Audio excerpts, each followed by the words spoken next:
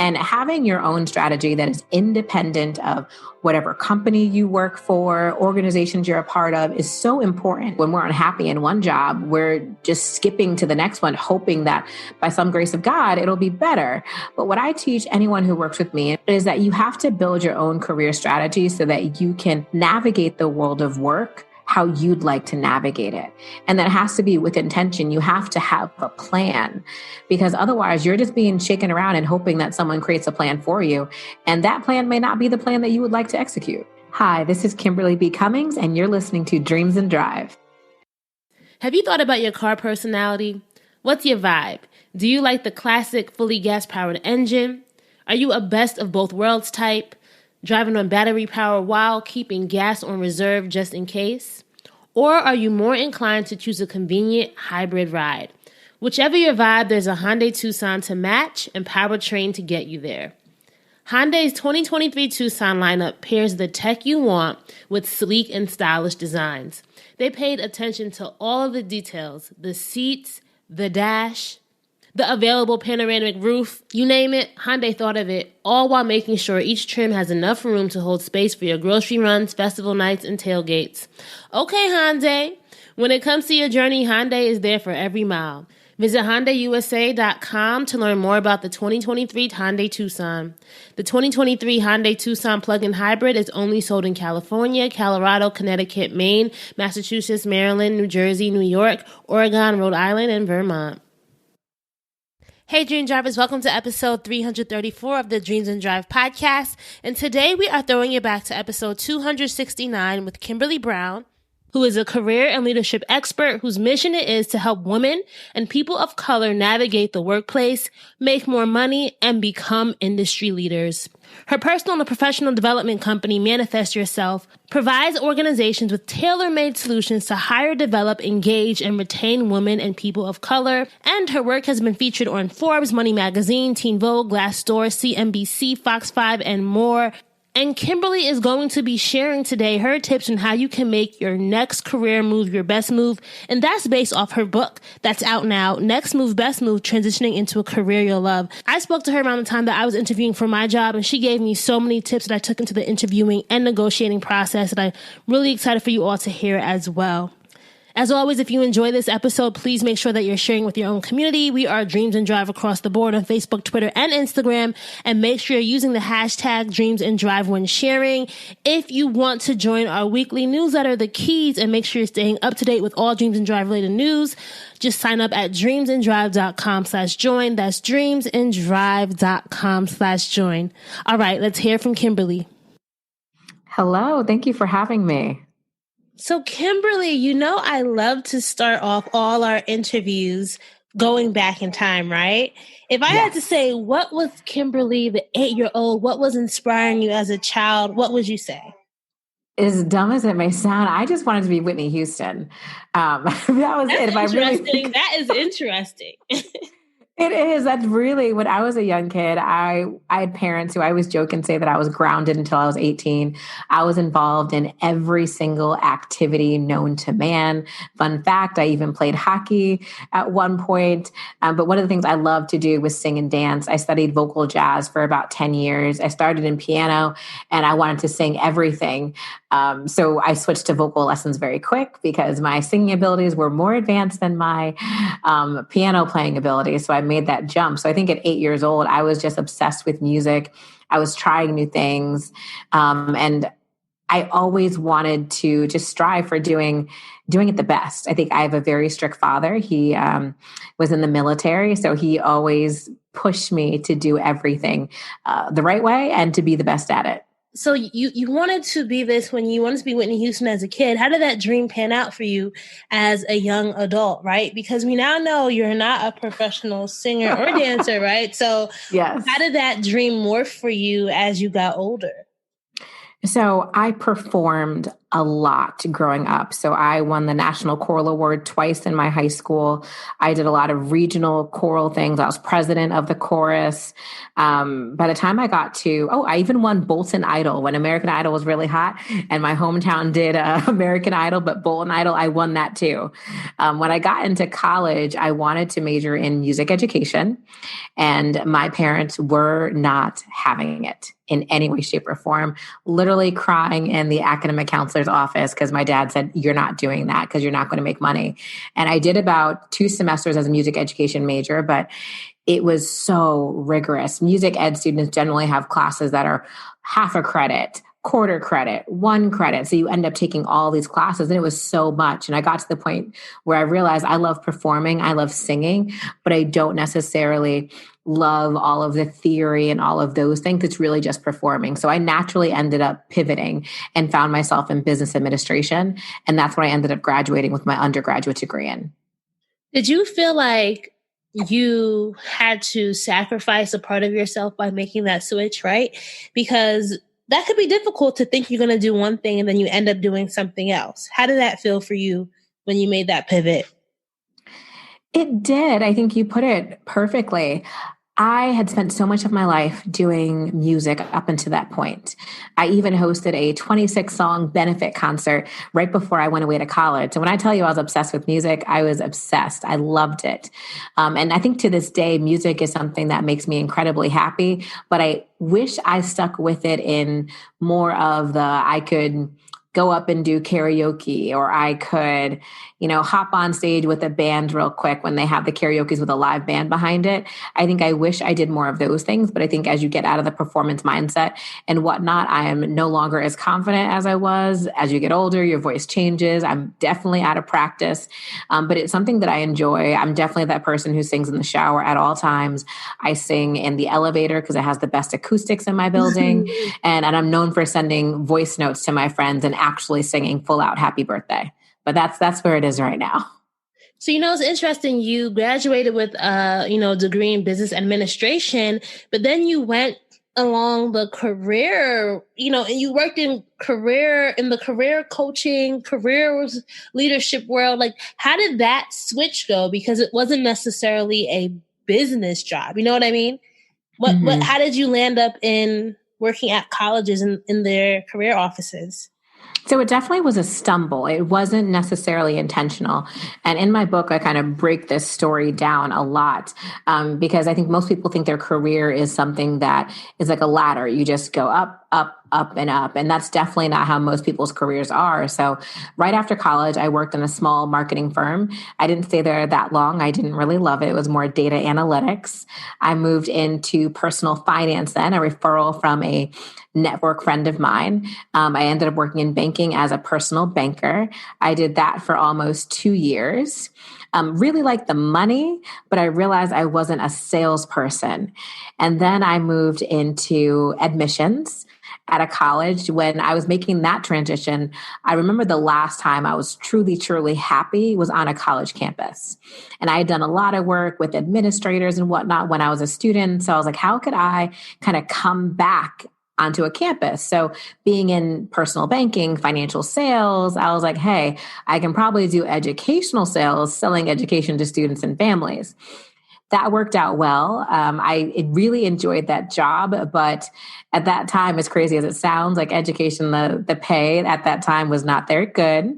And I had to go over a bridge. The tolls went up that year, and it just wasn't like financially savvy for me to continue to be in that role. And I also didn't like how students, they don't really remember their admissions counselor. Most people don't. You meet with them, you talk to them all the time in the beginning, but then once you get into school, there's no need for the admissions counselor anymore. And I wanted to build a longer term relationship with students. And a role opened up in my alma mater, Long Island University. And I was like, hey, like career development, I think I can do this. It was an entry-level role. They liked that I'd worked in a few different fields prior to that. So me kind of figuring out my own career worked well for thinking and helping students how to figure out their careers. And I was hooked. The first time I saw a student get a job as a direct result of working with me, It was the best feeling in the entire world. And of course, it took me time to kind of get good at it and learn different career paths and whatnot outside of the ones I experienced. Mm-hmm. But I still remember that feeling knowing that they landed the job. I was so proud and just excited. And I stuck with it ever since. It's funny because I keep trying to remember. Maybe you can jolt my memory here.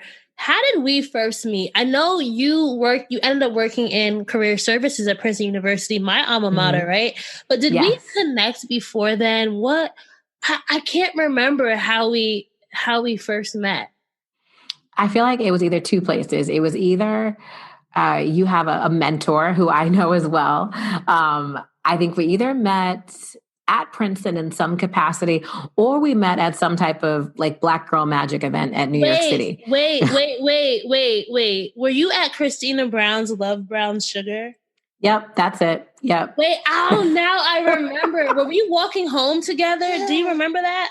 I think we probably did. Was it the time it was the snow and I think you were like, you just moved back to Jersey or something like, I forgot what it was. Yeah, I think if you're thinking about snow, that was the year that her event, it was that first Saturday in the new year. Yeah. And it was a hellacious snowstorm. I remember it took me well over an hour and a half to get back home driving. So yes, I think that's where we met for the first time. Okay. So we crossed paths at Princeton University while I come from that background. I was an intern in the career services office. Eva Kabu, who we both know, was somebody who really helped. I want to say she's probably the reason why one of the reasons why I'm interviewing people now. She was the first person who gave me a camera and said, go interview people on campus and come back and write blogs, right? So that's where I found this passion. You mentioned that you had this passion that you realized there was something there when your first student got their first job, right? How did you then go about, we're going to be talking about during this interview, we're going to be talking about how listeners can make their next career moves their best moves, right? At this point in your career, were you seeing this as, all right, if I do something with this career in the career services, servicing students, I could really build a life for myself that I'll love? 100%. I think after that student got a job, after working with me, coaching, et cetera, in the office, and I was so happy, I literally just doubled all the way down. I was like, oh, I love this. I need to figure out every single thing about this industry. I need to learn about all of these different majors, all the different career paths. And in the office that I worked in at that time, I work with current students, I work with graduate students, and I work with alumni. So it wasn't just students at that time, like undergrad traditional. I got the opportunity to work with people at various stages in their career.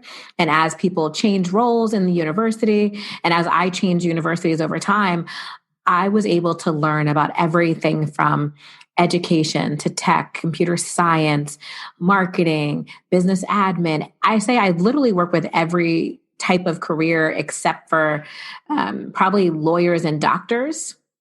Those are the only two fields that I haven't really worked as people get into their professional field. But everybody else I've worked with, and I just got obsessed with understanding the different career paths so that I can help people. Because as you change someone's career, you ultimately change their life. We spend 40 plus hours a week in work. If your job sucks, then I'm pretty sure your life may suck too. So why not find a way to make that happy? And I also wanted to grow into various roles in career services. So I started studying the fields of, I always joke, like the greats in the industry, the directors, executive directors, deans.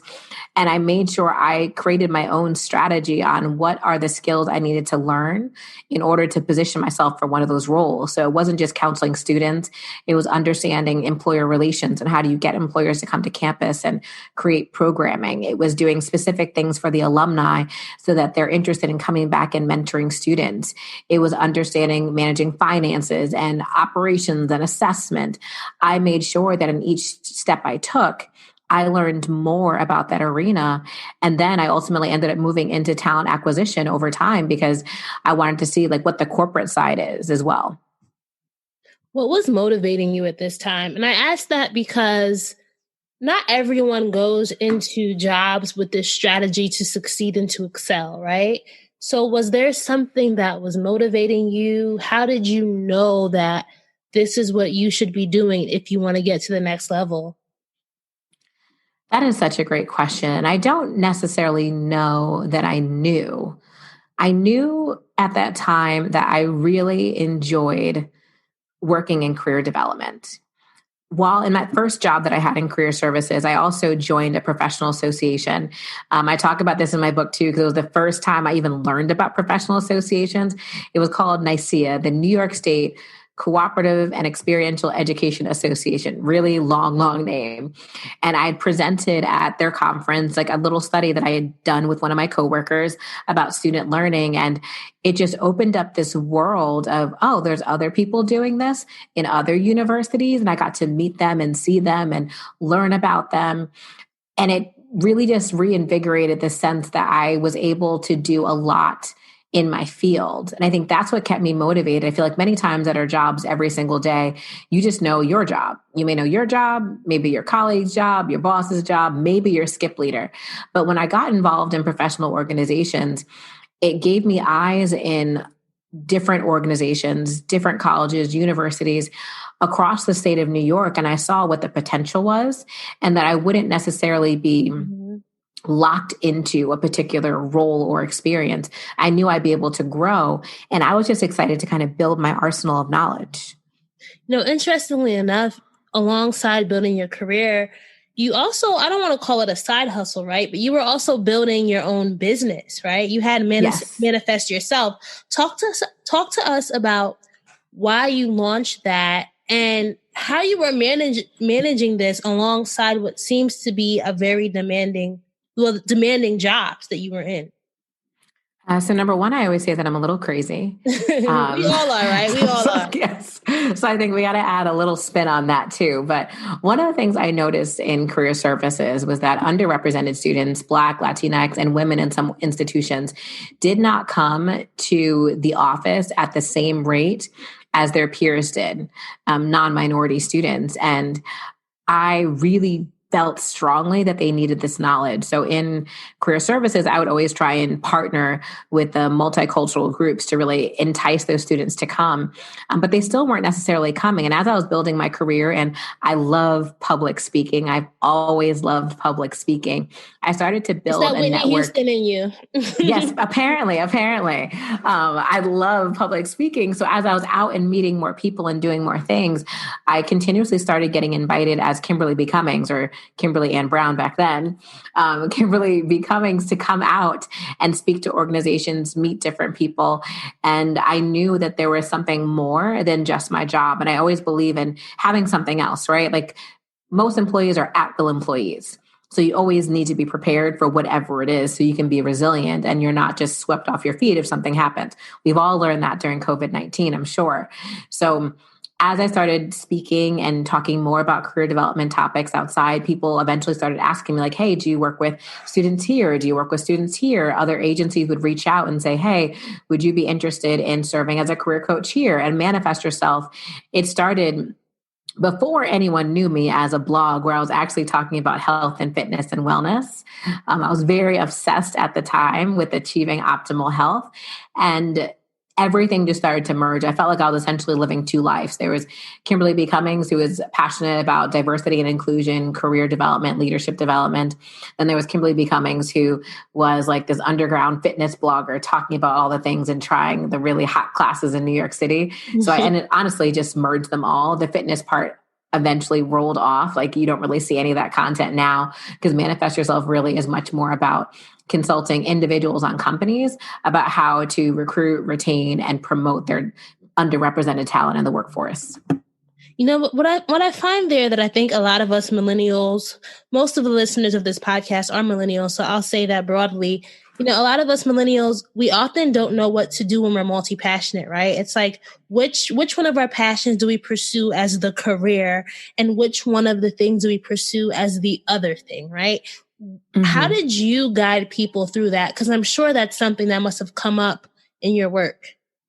Everybody is a little bit different. I know that isn't the perfect answer, but I think it really depends on what they want to do. So if we look at the side hustle in general, one of the first questions I ask anyone who's side hustling is, A, what is this to you? Is this going to be something that you're going to continue to do for a lifetime? Do you want it to be full time? Is this just something that's fun? And one of the indicators I always see with clients is, hey, like when you're really busy at work, what happens to your business? Right. And if you're someone who's like, oh, I just shut it down, like I'll come back when I want to come back, then that's kind of an indication that you really want it to be and stay a side hustle. But if you're looking to really build something that can support you financially over time, that you're looking to transition into full time, I think there's a different level of prioritization. I'm very proud that I've been doing it for a very long time now, but I've been proud that I've still been able to rise in career development, talent acquisition, D&I at the same time I was building my business. But I won't lie and say that it's not difficult. It's very hard. I've gone through lots of conversations about conflicts of interest, about GCO and the work that I do outside. There's lots of different things you need to navigate, especially if you're building a career based upon the skills. Well, if you're building a business using the skills that you've built in your career, right? If you are doing what I do in career and leadership development, but you have a body butter business on the side, generally you'll be fine. But if they're adjacent to each other, then it gets a little bit harder. And I think you just have to ask yourself, what do you really want? For me, I got to the point in interviews where I was saying, hey, I've built this company, manifest yourself. And if I have to choose, I'm not choosing you. I'll be here. I'm going to do phenomenal work. I'm going to continue to do phenomenal work. But if you come over here trying to stomp out my company, you're going to lose me. And it took me a while to get confident, but I got to that point where I was like, no, like, so if my work day is busy, all that means is I guess I'm going to be up really late at night or I'm going to get up really early in the morning to get the things done for my company. That's all that means to me. Chances are you aren't sharing an epic dinner with your friends right now, but you could be. Just book a seat at a private dining event with your Chase Sapphire Reserve card. Then get to it. A multi-course menu, insane flavors, a wine pairing. Ooh, is that crispy duck? Experience more unforgettable dinners with private dining events from Sapphire Reserve. Chase, make more of what's yours. Learn more at chase.com/Sapphire Reserve. Cards issued by J.P. Morgan Chase Bank and a member FDIC, subject to credit approval. Terms apply. To me, home ownership is more independence, a little bit more control, a little bit more space. Like, this is literally mine. Buying your first home is a big milestone, but it can also be overwhelming. I'm Nadeska Alexis, and I'm getting an insider's view into the home buying process on the new podcast, Beginner to Buyer. Tune in to get the tools and tips that'll help you buy your first home. Listen on wherever you get your podcasts and learn more by visiting beginnertobuyer.com. So I think it's perspectives. No, I love that you mentioned that because I think it's a real conversation that we need to have because a lot of us are, I'll put it this way. I don't think everyone needs to be an entrepreneur, right? And I think that's why I really wanted to have you on the show because it's even something that I'm asking myself now, right? I've been out of the full-time world for the past 2.5 years, and I'm contemplating maybe I can still do what I love to do, but also have a 9-to-5 job, right? So talk to us about why realizing that, or why the statement that everyone is an entrepreneur is one that we really should reflect on as we're thinking about how we're building our lives. So I think the word entrepreneur, especially maybe it's just me getting deeper into the business world over the past few years, but I feel like everyone looks as an entrepreneur as someone who is running their own company. Like you are a CEO, whether you're a solopreneur or have a team, like that's how entrepreneur is defined. However, there are really strong entrepreneurial ties in some companies. Like I believe it's Amazon. So if anyone listening from Amazon, you can let Dreams and Drive know if I said this right or didn't. But Amazon even has a program where you can create your own products and services and test them within Amazon. And if they work, you get to like work on that team and everything else, and you get credit for the work that happened. There's people who can be entrepreneurs within a company. I've had, let's say 1, 2, 3 inaugural roles where I was the first person to come in. I had to build the strategy, create the roadmap, hire a team, and build out an entire function within a workforce. That is just like entrepreneurialism. Like you just, I'm not even sure if entrepreneurialism is a word, first of all. It's just like being an entrepreneur. We're going to roll with it. Yes. But I'm like, it's just like that. I'm like, so I think people need to stop kind of putting the word entrepreneur in this bucket of working for yourself. It's the same way, like everybody on Instagram says that they have $1 million business. And you're not $1 million business unless you have like $1 million like in assets. Like revenue does not make you $1 million business. Yeah. Or people who say they have $1 million idea, but if it's just an idea, that's all it is, right? It didn't make $1 million yet. Yeah. You know, I was watching, or I stole this from one of the segments that you did on Fox 5, but I loved it, right? The soundbite here is the idea of stop dreaming, start planning, right? And that's something that Dreams and Drive is all about. It's like you have this dream, you have to put it into motion. So your book that just came out, Kimberly, right? It's called tell us about it. I'll let you do the intro and talk to us about why the idea of being intentional, right, is really important to when we're trying to plan our careers. First of all, I am so excited to even talk about it, y'all. So the book is called Next Move, Best Move, Transitioning into a Career You'll Love. And the book brings you through a process of evaluating your own career, understanding what your short and long-term goals are, personal branding, advocating for yourself, and a whole bunch more, leading all the way to developing your own 2-year career strategy. And having your own strategy that is independent of whatever company you work for, organizations you're a part of is so important, because many times we're treating jobs like boyfriends and girlfriends. Like everybody has that serial dater, right? They broke up on Friday, they got a new man or girlfriend by Monday. And we're just hoping, like when we're unhappy in one job, we're just skipping to the next one, hoping that by some grace of God, it'll be better. But what I teach anyone who works with me, and what I'm teaching in this book, is that you have to build your own career strategy so that you can navigate the world of work how you'd like to navigate it. And that has to be with intention. You have to have a plan, because otherwise you're just being shaken around and hoping that someone creates a plan for you. And that plan may not be the plan that you would like to execute. Hey, Dream Drivers. As a new mom, my shower time is also much needed me time and self-care time. It's one of the few spaces to get those must-have moments for mind and body. Plus, feeling my best helps me reach my fullest potential for the day. When you look good, you smell good, you are ready to do good. That's why I love Olay Body Exfoliating and Moisturizing Body Wash with sugar, cocoa butter, and vitamin B3. Some of the things I love about this product is that it's made with cocoa butter, which feels ultra nourishing to your skin. Also, you don't have to worry about the oily coated feeling or harsh feeling exfoliation, because this body wash rinses clean and is gentle enough for everyday use. Plus, you can have a lot of trust that this product works. Olay's 65 years of beauty science is incorporated into this product, with body care designed by skin experts to improve the look and feel of your skin from head to toe. You definitely need to give these Olay body washes a try. They completely changed how I thought about my body care routine in my shower. As I said, shower time is precious, so I invest in the best. You can find Olay Body products in store or online. Olay Body, fearless in my skin. So where do we start, right? Because I think for a lot of us, we know where we want to go, but we're just not quite sure how to get there. But there are some of us who really feel like we're in the wrong career. We just don't even know where to start. So where do you normally tell your clients the first thing they should be thinking about? The first thing that we talk about is really evaluating your own experience. Like, where have you been? Where would you like to go? You have to take stock of all your experiences first, so we understand what is the baseline, like what's in your toolkit that you can leverage to move into the next arena. So many times when you're in a job and you don't want to be there, you don't like it, you don't like the company, you're just thinking about escaping.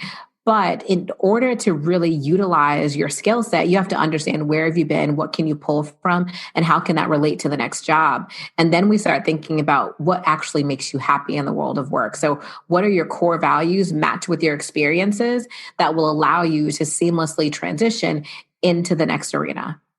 Do you have an example of that in real time, someone you've worked with, and how they were able to clarify these things for themselves?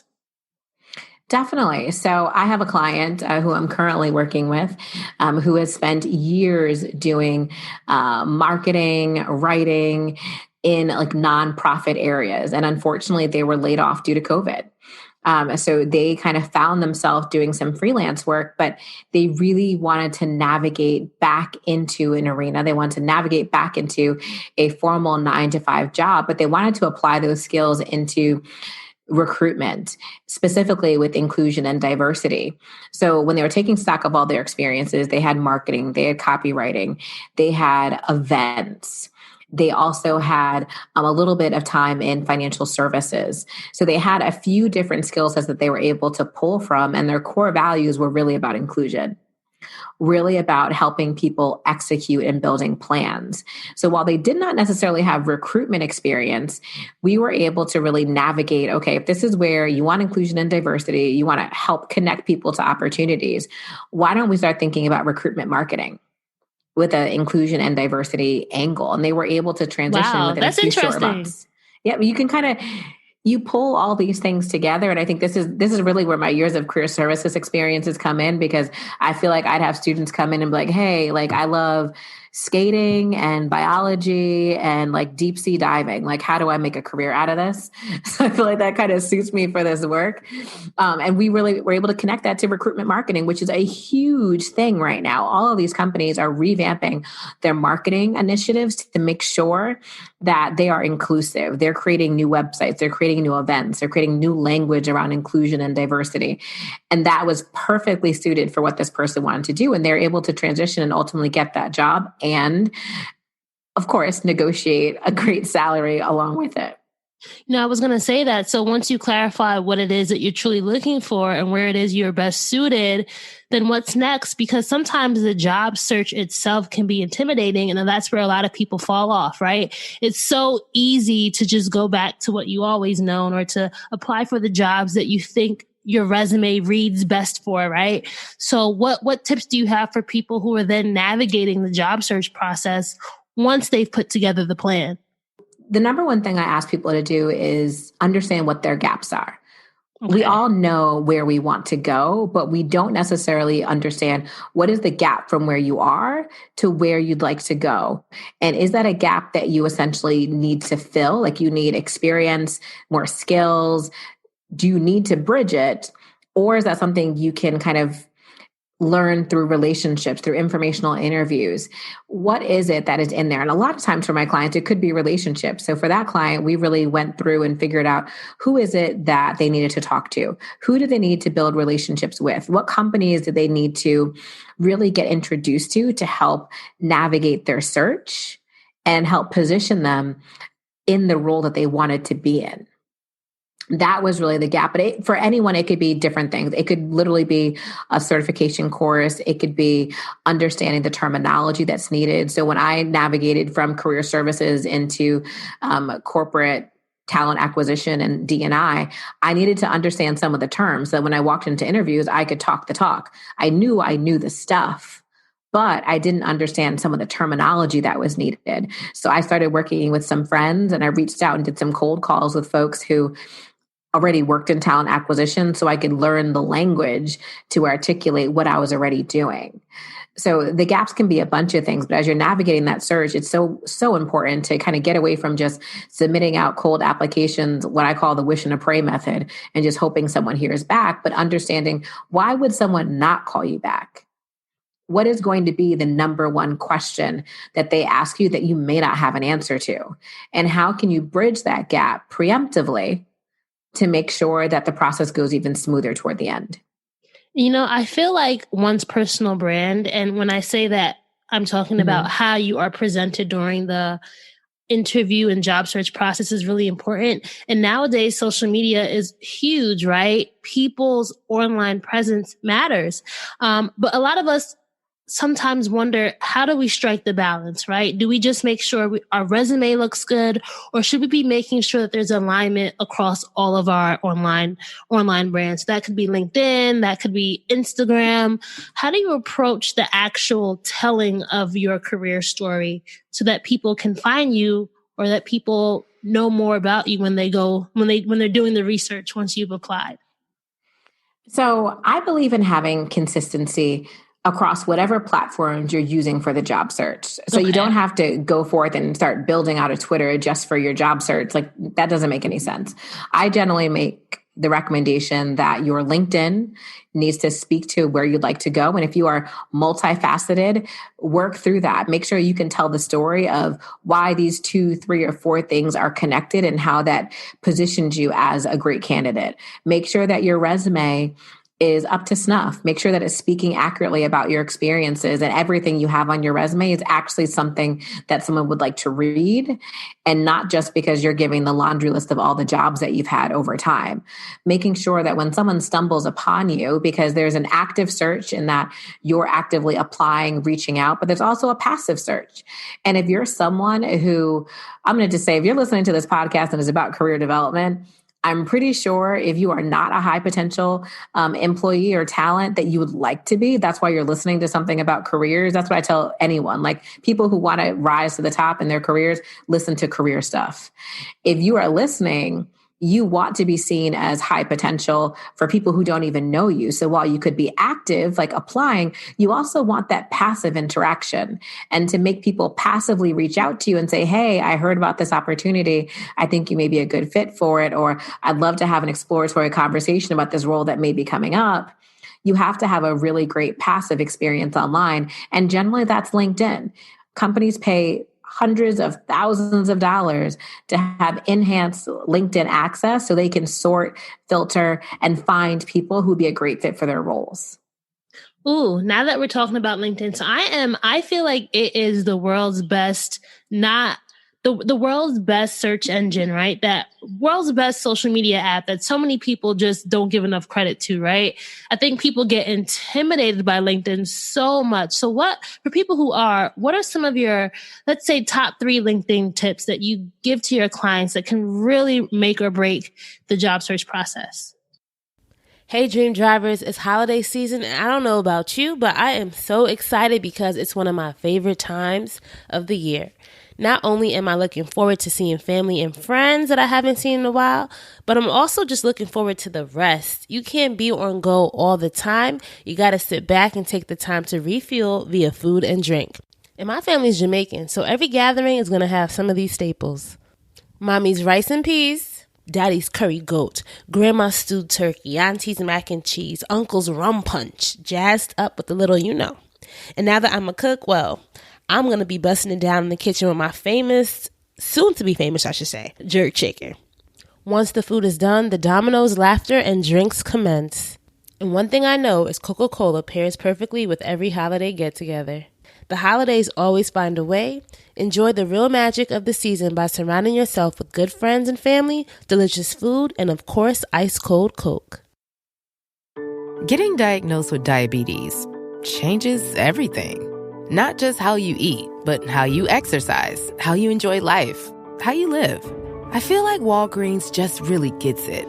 From my local pharmacist, Sophia, always being so kind and encouraging, to all the expert resources and support with my meds, couldn't do it without them. When you need to talk diabetes, Walgreens is here. Start managing your diabetes at walgreens.com/diabetes. Number 1, stop putting your job title in like your header. Let's stop that. I can't stand that. Put something that identifies like the work that you do, because you don't need to be tied to you are director of blah, blah, blah at this company.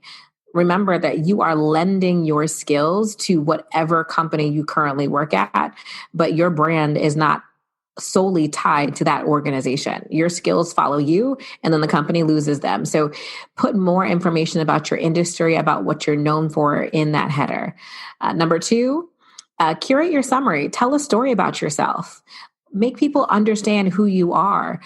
Essentially, when you ask that question in interviews that says, or when they ask you, tell me a little bit about yourself, fill out that summary. The way I explain it to folks is if you got asked to go back to your alma mater and speak on a panel about what you did after you graduated, what would your bio say? That's very similar to the summary, except you just want to be a little bit more action oriented and make sure you tell people what you're good at and what you'd be able to do in the world of work.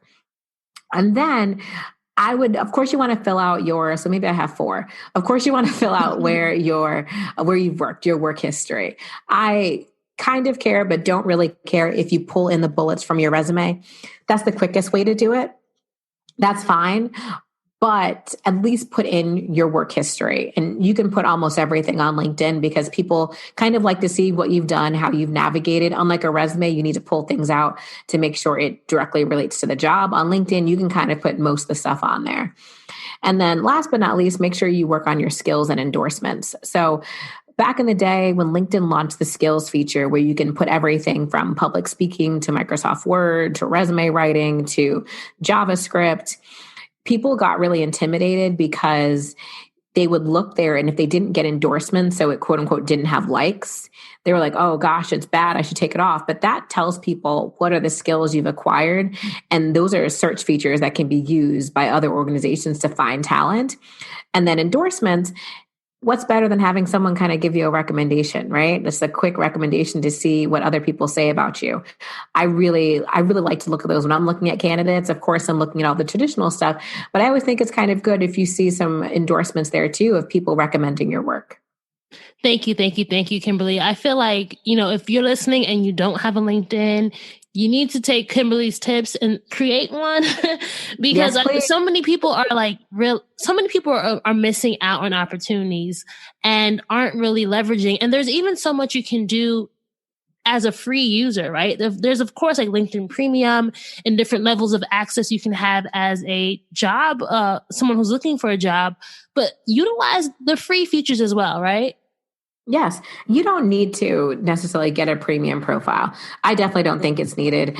I honestly didn't have a premium profile until maybe like 2 or 3 years ago, and I still got passive asked to interview for jobs. I got all the things that people say you get when you get premium, but I got that without a premium account.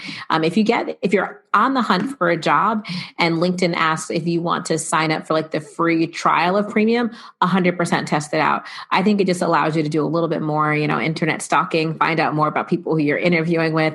And that is really helpful. But I wouldn't necessarily say you have to go purchase it right now. Yeah. So let's get back into making our next career moves the best move, right? So what if you're in the job, you love what you're doing, but you feel stagnant, right? What tips do you have, or how do you normally advise people to really make sure that they are going up the ladder or they're excelling and not just staying the same place in their careers? So when it comes to moving into higher level roles, that's, again, another area where you have to assess what your gaps are. So many people think because they've been in a role for a year or 18 months or 2 years, that makes you should move to the next role. So if you're an analyst, well, I've been here 2 years, I should be a manager now. But that's not necessarily how it goes. There is a skill gap. That's why you were hired as an analyst, because there was a gap between where you are and the manager role. So it's understanding, have you showcased the skills and knowledge needed to move into that promotional opportunity? And I really work with my clients to make sure that they get everything they can out of the job that they're currently in.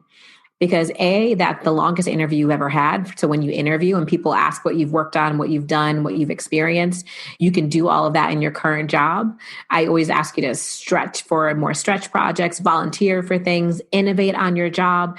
Because if you're waiting to innovate when you get the new job, that's the first thing that someone's going to ask you. Well, why didn't you start this here? Or why was that idea not here? It's easy for an external candidate to come in and sell an organization the dream. And if you're internal and have been half-stepping and not doing what you need to do because you're bored, it's very easy for them to go with the external candidate instead because you've been here and didn't think about these things, do these things already. So understand what is the gap between where you are and where you'd like to be. Figure out how you can position yourself for that role. Think about what are new projects that you can take on so that you can showcase the skills that you have. What are the relationships that you need to build? Who are the new people who would be your peers in that role who you can start having conversations with? And just make sure that you are doing everything to the best of your ability before you go ahead and make that leap, especially if you're someone where people aren't reaching out to you and you got to kind of start from the ground up. Make sure that you've done your due diligence before you really start pushing for that promotional opportunity. And before you ask the next question, I will say a lot of people will ask right after that, like, well, what happens if my boss stinks, or I don't have mentors and sponsors, or I really hate my company? And if you hate your company, or you feel like you're getting stomped out because your leader has kind of created a glass ceiling for you, and that's where you may have to decide if it's your time to go.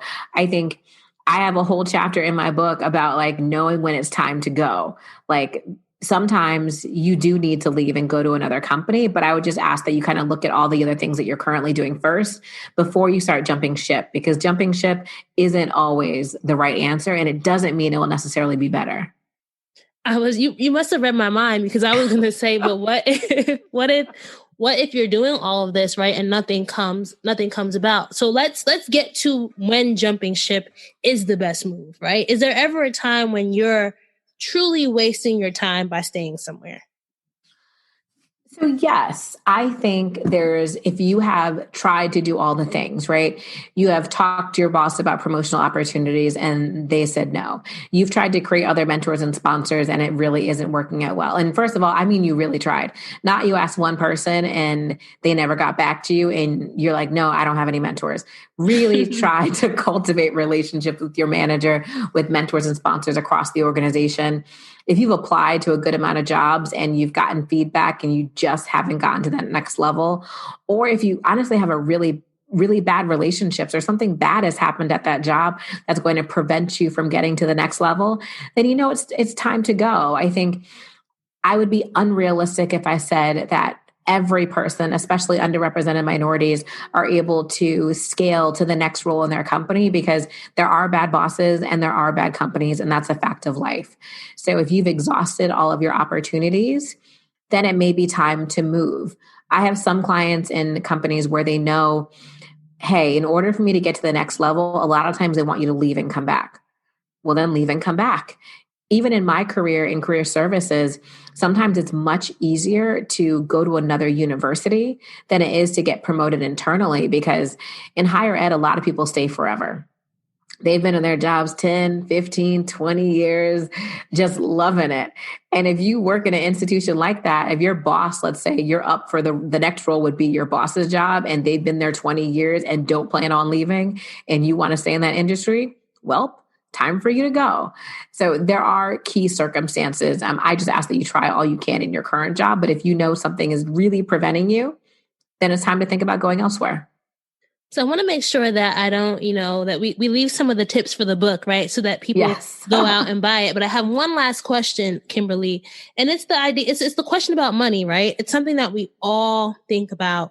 A lot of times, especially underrepresented minorities, especially women of color, right? We don't often, petition for what we're worth, or we often lowball ourselves, right? Mm-hmm. What's your approach to making sure we are getting what we're worth and we're not leaving money on the table during the job hunt process? So I'm going to start at the end and then jump back to the beginning. Okay. So the end is that you have to ask. You have to ask. Even if you feel uncomfortable, even if they told you this is the max salary that they're able to give you, you have to ask.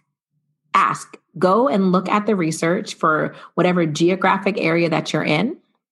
Go ahead and look at the comparable roles in different companies. And we all know job titles are crazy. You could be called a manager here, a head of something else here, a vice president here. Make sure you do your research to truly understand like what are the comparable jobs, almost like when you're going to buy a house, right? What you look at when you look about giving an offer is you look at the comps in the neighborhood so you understand how much your house is worth. The same thing happens with jobs. Understand what the comparable job titles are, comparable industries, and what the salary is, and come up with your number that A, you'd walk away at, and B, you really want. So you can quote a range between $10,000 to $15,000. And don't be afraid to push and counter. If, let's say, you come in and you know you want to make $185 at this job, they offer you $150. come back and be like, hey, so based upon my experience and skills in this area and based upon what comparable institutions are paying, I'm really looking for an offer closer to $185,000 per year. Now they may come back and say, hey, we could do like 170. If that's okay with you, you can say yes, but you can also negotiate then and ask for a signing bonus. You can ask for other like vacation time. You can ask for so many other things to kind of bump up your offer. But if I hop back to the beginning, outside of research, I really stress to all of my clients that you set the stage for your quote unquote worth the moment they interact with you. People think that salary negotiation is the last thing. They think it's that battle with the recruiter or the hiring leader when they give you the offer. But salary negotiation starts from the first interaction. Now, that could be a message on LinkedIn. It could be that first phone screening. It could be a bunch of different things. But understanding your personal and professional brand, understanding your impact in the workforce, making sure that you can tell stories that reiterate how you'd be able to come into this company and kill the game, helps set the stage for the salary that they're going to offer you. The goal is that they give you a great salary offer. The goal is not that they lowball you and you have to climb your way up from the crap offer they gave you. They should want to give you a great offer because of how you've positioned yourself and how they know you are going to kill the game. I almost cursed right there. You're going to kill the game when you get into that job. So understanding your personal and professional brand, having great relationships, being able to navigate the interview process with ease, that all helps you get a really great offer. And I think that so many times we focus on that conversation and we don't focus enough on how to position yourself as someone who warrants a higher salary from the moment you get in the door.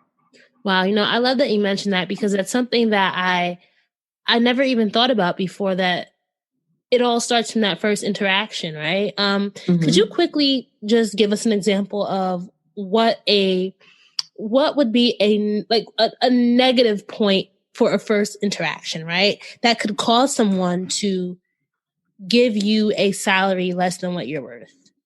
So I think when you get on the initial call, I think people want to know that you know what you're doing.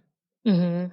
They want to feel that you already understand the company, you understand the role, and you have thoughts, ideas, input, innovation into that role. Now, I'm talking about more senior level roles with that conversation, right? When you're coming in an entry level role, it's a little bit different. You're normally there to do work that is pre-assigned.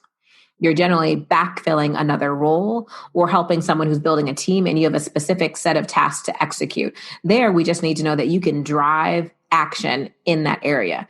They give you a task, you already know how to do it, you can knock it out, or you're easily trainable. But as we're talking to roles that are managers of managers, so those managers, senior manager, director, first tier, VP level roles, you have to have your own ideas, your own thoughts, your own examples. And I think when you come out the interview, when you come on an initial phone screening and you appear to be a little wishy-washy, you don't really know how to speak about yourself, you're not confident, I think those are definitely, they're little alarms to whoever you're speaking with. You may not have it quite all the way together.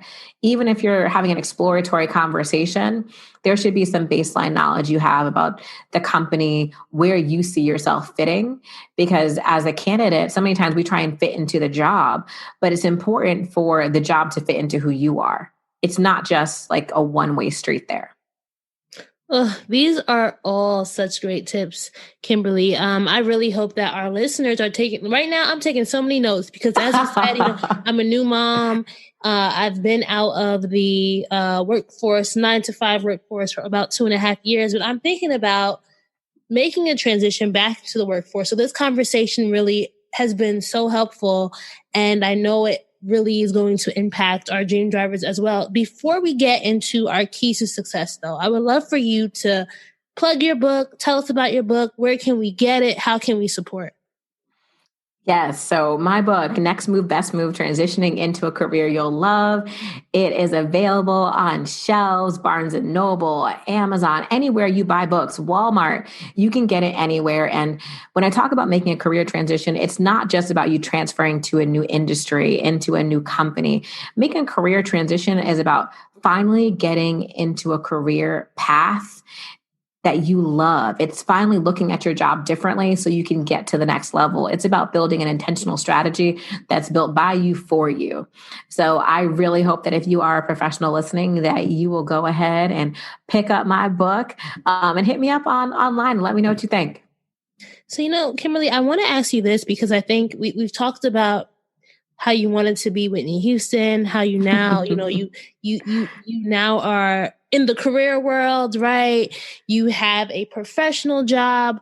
What's the dream for you now? Like now that you have this book out, you've had so much experience over these past years. You've seen so many things.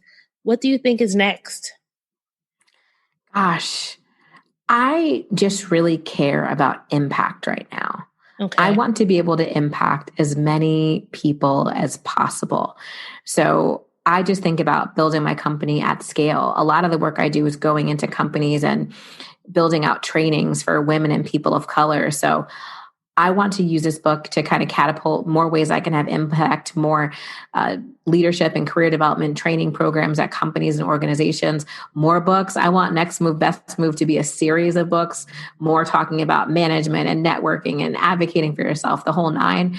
So I just want to be able to impact as many women and people of color so that while they may not be able to invest in a career coach or they don't even know that career coaching is a thing, they can buy a book for, I think my book is like $19.95, and they can really transform their career to create opportunities for themselves.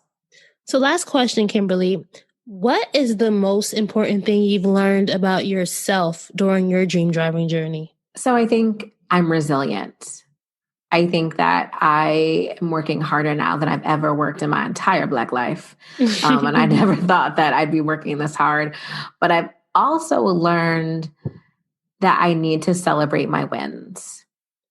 I've had a history of not celebrating accomplishments or wins that have been pretty big in my life. I just move to the next thing, or I grind through whatever I'm working on. And that's something I need to work on in this next phase of my life, is being able to celebrate. So fun fact, when I signed this book deal with Wiley, I didn't celebrate it at all. What? I just started writing. No, you didn't I did pop nothing. A bottle? You didn't get some ice cream cake? No, I think I signed the contract. I took a picture and put it on LinkedIn and Instagram, and then I just started writing. So I need to be able to sit back and celebrate the things that I've accomplished, because I understand they are great. I understand that I'm only going to make more impact. But I also need to appreciate myself in the process. So, Kimberly, you cannot be a dream driver without your keys to success, right? So can you tell us 3 things that you think every dream driver needs in their toolkit before they hit the road? You need declarations and affirmations. You need to affirm the life that you'd like to have and speak good things over yourself, because there's too many people speaking bad things over you. You need to have a plan. You need to have a strategy so that you know what your charge is every single day when you wake up and put your feet to the ground. You have a mission, and you need self-care. Whatever works for you so that you can replenish yourself so you can keep moving. As much as I said, I don't celebrate myself, I am reckless about making sure I rejuvenate myself. It may not be on the schedule that people think it should be on. Probably should be a little bit more frequent, but when I do get down, you can't even reach me because I need to rejuvenate myself. Well, thank you so much for sharing, Kimberly. Can you tell our dream drivers where they can find you online? If they want to connect, they want to follow you on the interwebs, let us know. Yes, so you can find me at KimberlyBCummings.com. If your company is looking for consulting, that is manifestyourself.com. And you can find me on Instagram, Kim B. Cummings. And if you search Kimberly B. Cummings, you'll also find me on LinkedIn as well. Please feel free to follow. I wanted to know why some people who get COVID-19 get it so bad. I found out it may be because they have a high risk factor, such as heart disease, diabetes, being overweight, smoking, and asthma. Even if symptoms feel mild, These factors can increase your risk of COVID-19 turning severe. So if you're at high risk and test positive, there are things you can do, like asking your healthcare provider if an authorized oral treatment is right for you. Learn about an option at treatcovid19.com. This message is sponsored by Pfizer. Dancing crew, trip for two, nail the final interview. Game with Doug, brand new mug. Come here, kid, give me a hug. The more you want to do, the more we want to do. Boosters designed for COVID-19 variants are now available. If you've had your primary series, schedule an updated COVID-19 booster appointment as soon as you're eligible. Sponsored by Pfizer and BioNTech. All right, so that was a wrap for episode 269 with Kimberly. I hope you enjoyed hearing her dream driving journey as well as her keys to success. If you enjoyed this episode, please make sure that you're sharing with your community. We are Dreams and Drive across the board, and you can use the hashtag Dreams and Drive when sharing as well. If you want to join our weekly newsletter, The Keys, you can sign up at www.dreamsanddrive.com/join. Our merchandise store is open 24/7 online at www.dreamsanddrive.com/shop. All right, guys, I have really enjoyed sharing with you different career stories over these past few weeks. I hope that you enjoyed them. Stay tuned for next week's episode. As always, keep dreaming, keep driving, and we'll chat again. Bye, guys.